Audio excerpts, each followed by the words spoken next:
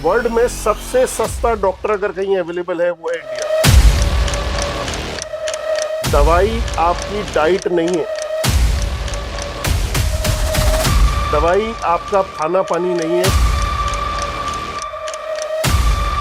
India में medicine तो क्या, आप अगर मेडिकल स्टोर पे जाके जहर भी मांगेंगे तो आपको बिना प्रिस्क्रिप्शन के मिल जाएगी। एक दवाई की दुकान में 10,000 मेडिसिन हैं।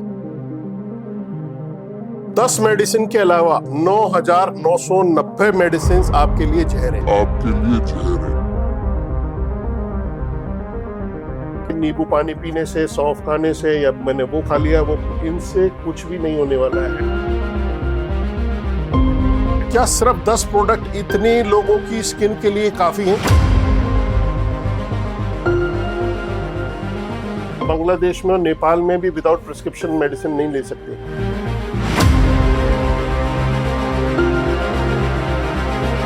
दवाई अगर लंबे समय से ज्यादा लगाते रहे तो वो दवाई जहर है।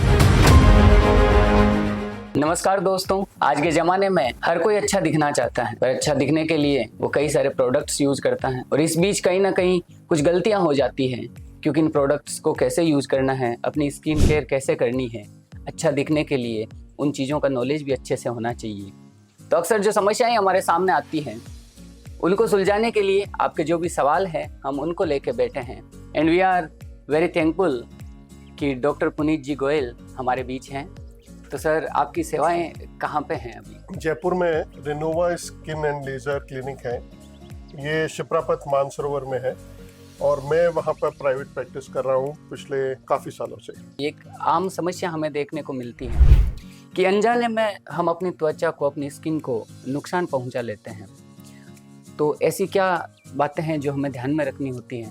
अनजाने में अपनी स्किन को हम कितना डैमेज कर रहे हैं, ये इसके अगर आंकड़े देखे जाएं तो ये बढ़ते जा रहे हैं। और कारण ये है कि पहले स्किन केयर का मतलब था कि आप डॉक्टर को कंसल्ट करेंगे और उनको दिखाएंगे और उनकी राय से जो भी प्रोडक्ट सजेस्ट डॉक्टर डर्मेटोलॉजिस्ट करेगा या डॉक्टर भी करेगा तो हम उसको यूज़ करते थे।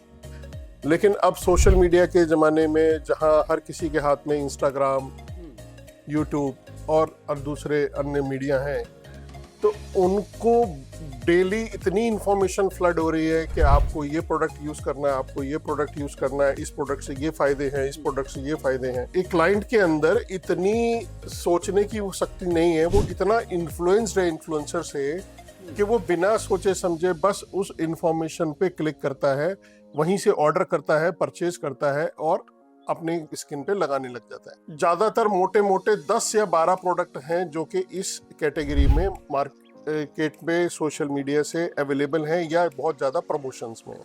इंडिया की पॉपुलेशन है 1 अरब 40 करोड़ से ज्यादा। अब क्या सिर्फ 10 प्रोडक्ट इतने लोगों की स्किन के लिए काफी हैं? बिल्कुल भी नहीं। सबकी स्किन अलग है, सबकी एज अलग है, सबकी रिक्वायरमेंट अलग है, सबका एनवायरमेंटल एक्सपोजर अलग है। कश्मीर में एनवायरमेंटल एक्सपोजर अलग है और कन्याकुमारी में एनवायरमेंटल एक्सपोजर बिल्कुल अलग है। अब एक क्रीम किसी इन्फ्लुएंसर के कहने पे उसने लगाना प्रमोट किया कि आप सैलिसिलिक एसिड फेस वॉश लगाइए, और वो कश्मीर में भी वही कर रहा है और कन्याकुमारी में ही कर रहा है, तो आप खुद इमेजिन कर सकते हैं कि दोनों के रिजल्ट क्या आने वाले हैं फेस में। और ये लगाने वाले को, यूजर को, उपभोक्ता को ये चीज की नॉलेज पूरी नहीं होती है। तो इसलिए अनजाने में, न चाहते हुए, वो तो सोच रहा है कि मैं बहुत पढ़ लिख गया, मैं बहुत नॉलेज आ गई, मैं इतना सारा मीडिया में देख रहा हूँ और मुझे अब इन्फॉर्म्ड हूँ। मैं ये इन्फॉर्म्ड नहीं है, ये मिस इन्फॉर्म्ड है और इसकी वजह से अपनी स्किन को लगातार नुकसान पहुंचा रहे हैं। और ऐसे केसेस हमारी ओपीडी में डेली आ रहे हैं। 60% पेशेंट्स डेली ओपीडी में वो है जो किसी ना किसी गलत तरीके से अपनी स्किन को नुकसान पहुंचा चुके हैं ये प्रोडक्ट्स यूज करके, और जो वो समझते हैं कि वो तो बहुत इन्फॉर्म्ड है और वो हमसे इस बात पे आर्गुमेंट करते हैं कि सर मैं तो बहुत अच्छी कंपनी का लगा रहा हूँ, मैं फला इन्फ्लुएंसर से प्रमोट होकर लगा रहा हूँ। लेकिन ये सही नहीं है। हम अनजाने में इस तरह से अपनी स्किन को बहुत ज़्यादा नुकसान पहुंचा रहे हैं। एक स्पेशलिस्ट इन प्रोडक्ट्स में क्या चीज़ें चेक करते हैं? एक ब्रांड के नाम पे या फिर उनमें जो भी मटेरियल यूज़ हुआ है वो एनवायरनमेंट के अकॉर्डिंग यूज करते हैं, स्किन को देखते हैं। तो ये जब केसेज हमारे सामने आते हैं तो इनका सॉल्यूशन क्या इजी रहता है या पहले ही वो डॉक्टर से कंसल्ट कर ले तो ज़्यादा आसान रहता है? देखिए, मैं आपको एक एग्जांपल दूंगा। प्रोडक्ट्स नहीं देखने होते। राइट। आप एक दवाई की दुकान में 10,000 मेडिसिन हैं, ठीक है। 10 मेडिसिन के अलावा 9,990 मेडिसिन आपके लिए जहर हैं, ठीक है। सिर्फ 5 से 10 मेडिसिन ही आपके काम की हैं। और अब ये कैसे पता लगे कि आपके लिए कौन सी काम की है? उसके लिए दवाई की दुकान को क्या देखना है? मुझे आपको देखना है, आपकी स्किन देखनी है, आपकी स्किन का टाइप देखना है, आपकी हिस्ट्री लेनी है कि आपके दादा परदादा की भी हिस्ट्री लेनी है। क्या उनको एलर्जी की कोई टेंडेंसी तो नहीं है? क्या उनको डायबिटीज तो नहीं है जो मैं सोचूं कि इनको भी डायबिटीज के जीन्स हो सकते हैं? मेरे को ये देखना है कि आप जॉब क्या करते हो, आप दिन भर धूप में बैग लगा के घूमते तो नहीं हो, या आप ऑफिस में एसी में बैठे हो, या मेरे को आपको ये भी देखना है आप कितने बजे सोते हो, क्या आप नाइट शिफ्ट तो नहीं करते। फिर आपका खाना पीना देखना है। एवरीथिंग आई हैव टू सी। उसके बाद मैं डिसाइड करूंगा कि इनके लिए ये प्रोडक्ट अच्छा है। प्रोडक्ट की बात करते रहूं तो हर कंपनी का डिफरेंट प्रोडक्ट है। सैलिसिलिक एसिड फेस वॉश आप मान लीजिए, हर कंपनी का अलग आता है और एक एक कंपनी के 5-5 वेरिएंट आते हैं सैलिसिलिक फेस वॉश में। तो इसका मतलब मुझे प्रोडक्ट देखने से कुछ नहीं मिलेगा, मुझे पेशेंट की स्किन हर तरीके से पता होना चाहिए, उसकी फैमिली हिस्ट्री, उसकी जीन जेनेटिक हिस्ट्री, उसकी वर्किंग हिस्ट्री, एवरीथिंग। उसके बाद मैं डिसाइड करूंगा कि ये प्रोडक्ट, इसको ये प्रॉब्लम है। अब वो पर्चा लेके, अब वो प्रॉब्लम लेके मैंने दवाई लिखी है, आप मेडिकल स्टोर पे जाएंगे तो वो 10,000 प्रोडक्ट में से आपको एक निकाल के देगा जो आपके यूज की होगी। और आप चले जाएं डायरेक्ट, जिसको कोई नॉलेज नहीं है वो जाके मेडिकल स्टोर पे खड़ा हो जाए, वो नीली वाली अच्छी, बहुत अच्छी लग रही है वो दे दीजिए, ऑरेंज कलर में कलर बहुत अच्छा है ये दे दीजिए, ये फलाना इन्फ्लुएंसर ने या फिल्म एक्टर ने या क्रिकेटर ने ये अपने चेहरे पे यूज की थी वो मुझे दे दीजिए। संभव ही नहीं है कि आपको उससे रिजल्ट मिल जाए या उससे साइड इफेक्ट ना हो। समटाइम्स क्या होता है, जो लोग एक बार आपसे ट्रीटमेंट ले लिया फिर उनको लगता है कि हाँ नेक्स्ट टाइम भी यही काम कर देगी, तो वो डॉक्टर की फीस से बचने के चक्कर में वो फिर से गलती कर बैठते हैं। ऐसे लोगों के लिए क्या सजेशन है ताकि वो अपनी ही केयर अच्छे से कर पाएं? ये एक बहुत बड़ा चैलेंज है हमारे सामने और इंडियन सोसाइटी के अंदर ये बहुत कॉमन है, बिकॉज यहाँ फ्री प्रिस्क्रिप्शन अवेलेबल है। आप किसी मेडिकल स्टोर पे जाके दवाई परचेज कर सकते हैं। दुनिया के बाकी कंट्रीज में, मुझे तो अभी एक पेशेंट ने बताया है कि आप बांग्लादेश में और नेपाल में भी विदाउट प्रिस्क्रिप्शन मेडिसिन नहीं ले सकते। यहाँ पर मेडिसिन तो क्या, आप अगर मेडिकल स्टोर पे जाके जहर भी मांगेंगे तो आपको बिना प्रिस्क्रिप्शन के मिल जाएगा। तो इसमें क्या है कि हमने पेशेंट को आज सपोज जनवरी के अंदर देखा, उसकी बीमारी को देखा और उसको कुछ मेडिसिन लिखी। उसके बाद पेशेंट सोच रहा है कि अब फीस के लिए दोबारा क्या कंसल्ट करना, मार्च आ गया, अप्रैल आ गया, जून आ गया, दिसंबर आ गया, पेशेंट की डिजीज मॉडिफाई हो गई या नहीं हुई, दोनों ही केस में वो वही मेडिसिन लगाता जा रहा है। ये एक सही अप्रोच नहीं है। दवाई आपकी डाइट नहीं है, दवाई आपका खाना पानी नहीं है कि एक बार हमने डाइट बता दी और अब इस डाइट पे आप चलते रहे। हालांकि डाइट में भी आपको चेंज करना पड़ेगा। तो पेशेंट को जब एक बार दवाई ली है, अगर कुछ दिनों बाद उससे फायदा नहीं आ रहा है तो उसमें मॉडिफिकेशन करना पड़ेगा, कुछ जांचें भी करानी पड़ सकती हैं, कुछ तो चेंज करना पड़ेगा या डॉक्टर ही चेंज करना पड़ेगा। और अगर उसको फायदा हो गया है तो दवाई हमेशा के लिए नहीं दी है।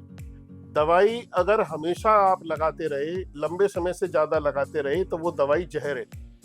अगर आप दवाई, आपको डॉक्टर ने 5 महीने के लिए या 5 दिन के लिए लिखी है और आप उसको 5 महीने खा रहे हैं, तो आप इमेजिन नहीं कर सकते उसके क्या साइड इफेक्ट्स हो सकते हैं। लेकिन पेशेंट्स उसी को लगाते रहते हैं, फिर 5 महीने बाद आके कहते हैं कि सर ये दवाई, वो प्रॉब्लम तो सही हुई और ये प्रॉब्लम स्टार्ट हो गई नई, और मैं तो आप ही की दवाई लगा रहा था और आप ही की दवाई से इससे मुझे साइड इफेक्ट हो गया। अरे भाई, मैंने 10 दिन के लिए दवाई लिखी थी, पहली कक्षा की किताब आपको पढ़ने के लिए दी गई और 12वीं तक आप उसी से पढ़े जा रहे हैं, तो आप कैसे उत्तीर्ण होंगे, कैसे आप पास होंगे इस जिंदगी में? एक जगह आके वो बंद करनी पड़ेगी और दूसरी नॉर्मल डाइट पे या उसकी मेंटेनेंस वाली जो मेडिसिन है उनके ऊपर आना पड़ेगा। और दूसरा इलाज, ये एक धारणा कि सब डॉक्टर की फीस से बच जाऊं। वर्ल्ड में सबसे सस्ता डॉक्टर अगर कहीं अवेलेबल है वो है इंडिया। इससे सस्ता डॉक्टर कहीं पे भी नहीं अवेलेबल है। मेरे रिलेटिव्स रहते हैं, हमारे पास पेशेंट्स आते हैं जो कि कहीं बाहर सेटल हो गए हैं और वो इंडिया आते हैं। इंडिया आने के बाद सबसे पहला काम वो यही करते हैं कि डॉक्टर की अपॉइंटमेंट सबसे पहले बुक कर लेते हैं। कई बार तो मैंने ये देखा है कि एयरपोर्ट से, एयरलाइन से सीधे टिकट बुक करते हैं डॉक्टर डेंटल क्लिनिक की, डर्मेटोलॉजी क्लिनिक की, हेयर ट्रांसप्लांट क्लिनिक की, कि सबसे पहले वो कर लो, उस काम को निपटाना। क्यों?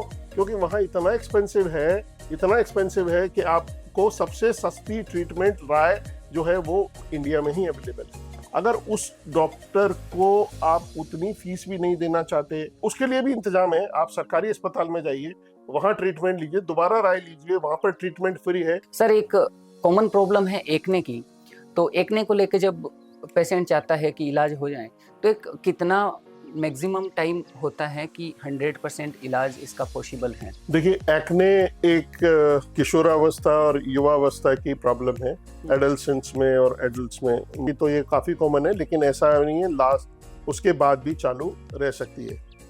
And it is a multifactorial means कई सारे कारण हैं एक्ने होने के। सबसे पहला कारण तो है जेनेटिक और आपके हार्मोन्स। आपकी लाइफस्टाइल का बहुत बड़ा कंट्रीब्यूशन अभी है। और अब अगर मैं कहूँ तो रेगुलर ओपीडी में लाइफस्टाइल रिलेटेड एक्ने प्रॉब्लम ने सरपास कर दिया है, उनको आगे छोड़ दिया है, जो जेनेटिक प्रॉब्लम की वजह से है। जेनेटिक मतलब आपके पेरेंट्स को एक्ने हुए तो आपको भी हो रहे। लेकिन आज क्लिनिक में वो पेशेंट ज़्यादा आते हैं जिनके पेरेंट्स को हो या नहीं हो, पर क्योंकि खुद की लाइफस्टाइल खराब है, खुद का खान पीन खराब है, तो वो उनको एक्ने की प्रॉब्लम ज़्यादा हो रही है।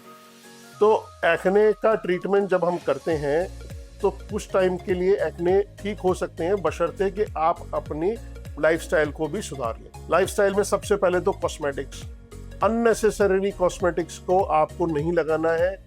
दूसरा, बिना जांचे परखे, जिसका जवाब मैं पहले दे चुका हूँ, बिना जांचे परखे कि आपकी स्किन कैसी है, क्या लगाना है, ये आपको पता होना चाहिए। किसी और की बातों को नहीं सुनना है, आपको अपनी स्किन सबसे पहले देखनी है कि मेरी स्किन कैसी है। उसके बाद आपको वो प्रोडक्ट यूज करने हैं।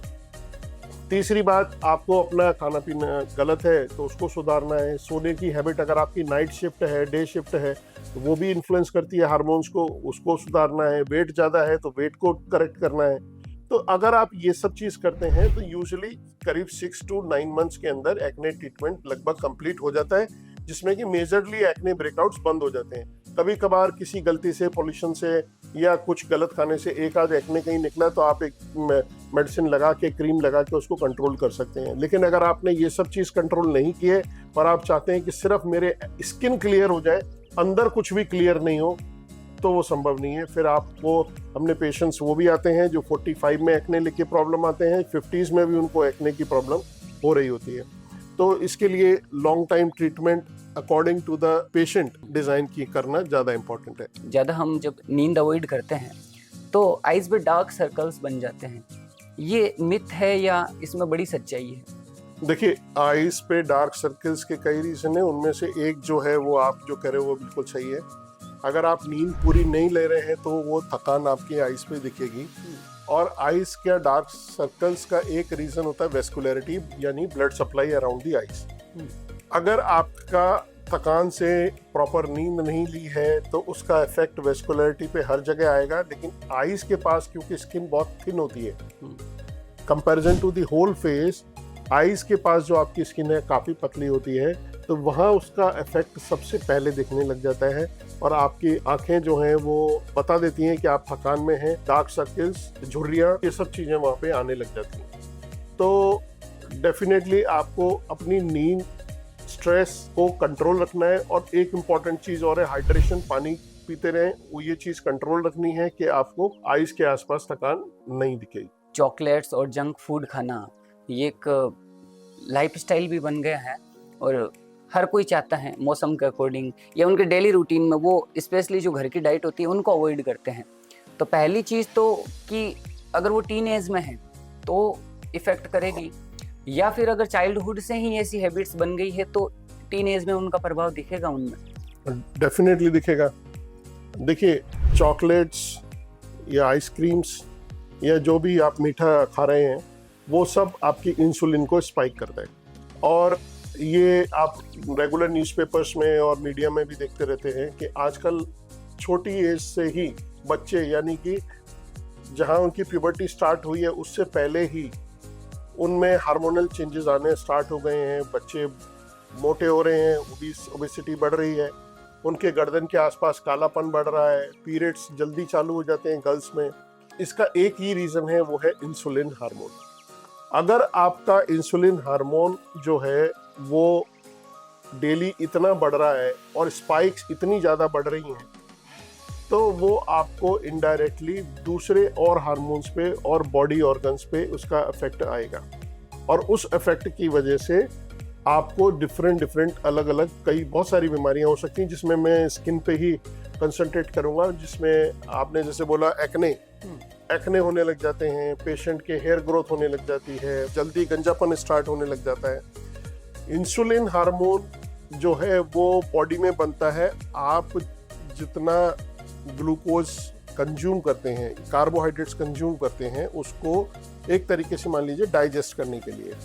लेकिन नॉर्मल ह्यूमन बीइंग्स, अभी ज़्यादा दिन की बात नहीं कर रहा हूँ मैं, 20 साल पहले तक या 30 साल पहले तक एक normal level of glucose carbohydrates he consume कर रहा था। हम घर पे रोटी दाल सब्जी खा रहे थे, और कभी कभार पापा 1 महीने में 2 महीने में कभी चॉकलेट दिला दिए तो ठीक है।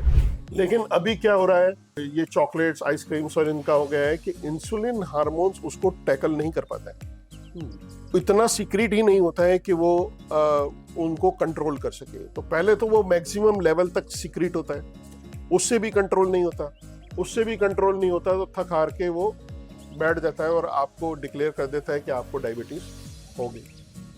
तो अभी मैं एक स्टडी पढ़ रहा था जिसमें ये बताया गया था, आलू की चिप्स जितना एक दादी ने अपनी पूरी लाइफ टाइम में खाई थी, उनकी डॉटर ने, यानी मान लीजिए हमारी जनरेशन या हमसे भी आगे पहले की जनरेशन ने वो उतनी करीब 1 से 2 साल के अंदर खा ली थी। और आज की जनरेशन में वो जो 2 साल के अंदर माँ ने खाई है, वो बेटी जो है 1 वीक के अंदर खा लेती है। तो आप सोचिए, पूरी जिंदगी में जितनी दादी ने आलू की चिप्स खाई थी, वो आज की ग्रैंड डॉटर उसकी या ग्रैंड डॉटर की से जो और भी बच्चे नीचे अभी 5 साल के हैं, 7 साल के हैं, वो 1 वीक में उतनी आलू की चिप्स चट कर जाते हैं। हमारे हार्मोन्स इतना बड़ा चेंज इतने कम टाइम में देखने के लिए नहीं बने हैं। इनको टॉलरेट, वो इस पे कैसे रिएक्ट करना है, उसके लिए वो बड़े कंफ्यूज्ड हैं। और रिजल्ट क्या होता है, बहुत सारी बीमारियां, स्किन की बीमारियां तो हैं ही, बहुत सारी और बीमारियां साथ में होने लग जाती है। ये जंक फूड की हम बात कर रहे हैं अभी, तो जंक फूड खाने से आपने जैसे बताया कि फैट बढ़ जाता है, मोटापा बढ़ जाता है, तो इसके सॉल्यूशन के लिए लॉट ऑफ टाइप के ट्रीटमेंट्स देखने को मिलते हैं, जिसमें एक इंजेक्शन यूज करते हैं, समटाइम्स फैट कम करने के लिए मशीनरी जो है वो काम में आती है। ज़्यादा सूटेबल क्या है?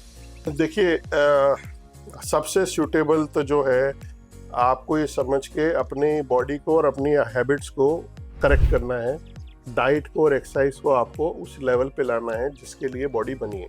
अगर आप वो नहीं कर पा रहे हैं आप, और या फिर ये है कि आप वो सब करने के बावजूद भी किसी वजह से, जेनेटिकली या हार्मोन की वजह से आपको वो रिजल्ट नहीं मिल पा रहे हैं और आपको बीमारियां होती जा रही हैं, मैं कह रहा हूँ बीमारियां होती जा रही हैं, तो फिर आप आजकल कुछ और दूसरे मेथड्स हैं जिनसे उनको कर सकते हैं। उसमें जैसा आपने बताया कि ये कुछ इंजेक्शंस हैं जो कि अभी लेटेस्ट मार्केट में 1 साल ही हुए इंडिया में लॉन्च हुए, तो उन इंजेक्शंस की आप हेल्प ले सकते हैं, लेकिन उसकी भी कुछ कंडीशंस हैं जहां आप उन इंजेक्शंस को यूज कर सकते हैं।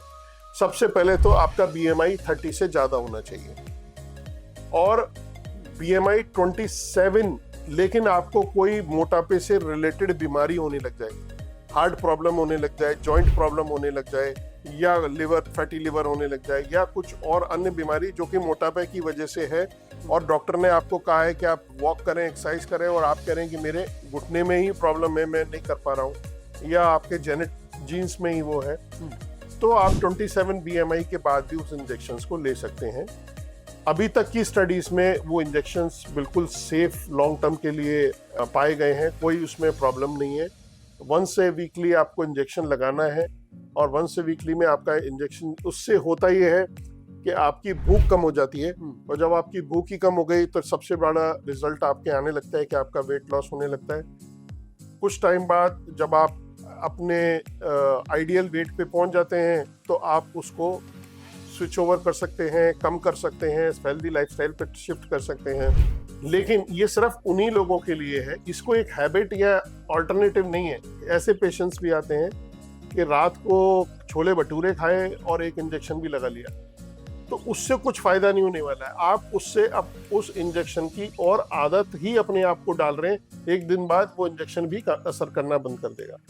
आपको उस इंजेक्शन जैसे जो इफेक्ट आया है उसको फील करना है, और अगर आपको भूख नहीं लग रही है तो आप भूख नहीं खाएं।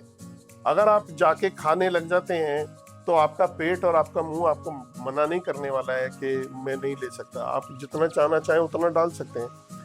तो उस इंजेक्शन का यूज़ एक जुडिशली तरीके से कब यूज़ करना है, कैसे यूज़ करना है और कब बंद करना है, ये भी इम्पोर्टेंट है। दूसरी मशीनरी की हम बात कर रहे थे, तो ऐसी मशीनें भी हैं?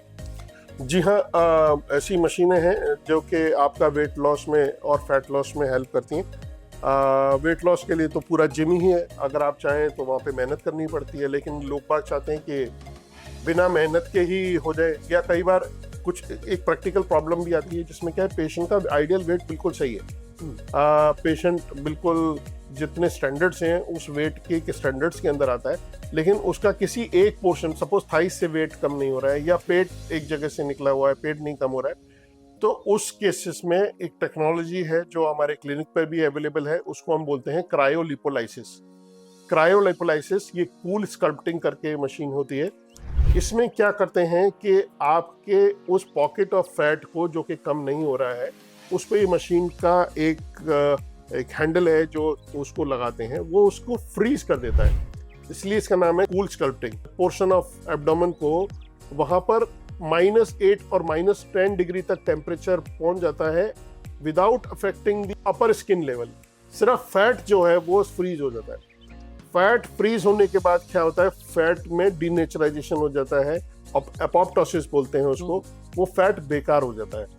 सिंपल लैंग्वेज में समझाने के लिए मैं आपको बताऊंगा, जैसे आपने एक टमाटर को लेके अपने फ्रीजर में रख दिया, अब उसकी आइस जम गई, कुछ घंटों बाद उसको निकाल के आप वापस प्लेटफॉर्म पे रख देते हैं और सोचते हैं इसकी सब्जी बनाऊं मैं, तो आप देखेंगे जब वो नॉर्मल टेम्परेचर पे आ गया तो वो खत्म हो चुका होता है, वो गल जाता है, यूज करने लायक नहीं बचा। इसी तरह हमारा वो फैट जो है, जब हम उसको कूल स्कल्पटिंग कर देते हैं तो वो डीनेचराइजेशन हो जाता है, और ये बॉडी के अंदर है अभी, और इसको बॉडी से निकलने के लिए 1.5 से 2 महीने लगेंगे।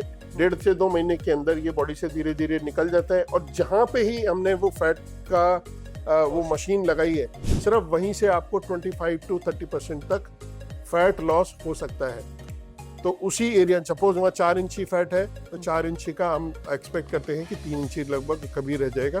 3 इंची से भी कम करना है, एक बार और दोबारा लगवाइए, या आगे चाहिए तो उस तरह से आप कर सकते हैं। उससे वेट लॉस नहीं होगा, उससे फैट लॉस होगा, पर्टिकुलरली कुछ पॉकेट्स में। अगर आपको पूरी बॉडी से ही वेट लॉस करना है तो कोई मशीन ऐसे नहीं है जो आपको लेटे वेट लॉस कर दे। आपको या तो जिमिंग करनी ही पड़ेगी, जिसमें असिस्टेड जिमिंग भी होती है, जो मशीन ही आपके एक्सरसाइज करा दे, और दूसरा आपको खुद को एक्सरसाइज करनी है या कोई दूसरा एरोबिक एक्सरसाइज करनी है, वो मशीनें होती हैं। मशीनरी के अलावा सोसाइटी में जब लोग रहते हैं तो कोई सलाह देने वाले मिल ही जाते हैं, तो वो देसी नुस्खे आजमा लेते हैं जाने अनजाने में। तो देसी नुस्खे आजमाना यूं ही बिना जाने, तो ये कितना सही रहता है? देखिए, ये एक हमारी साइकोलॉजी है कि कोई एडवाइस किसी जाने पहचाने चेहरे से सुनना ज़्यादा सही लगती है, किसी एक्सपर्ट से सुनने में इतनी जल्दी विश्वास नहीं बनता है, जबकि होना उल्टा चाहिए।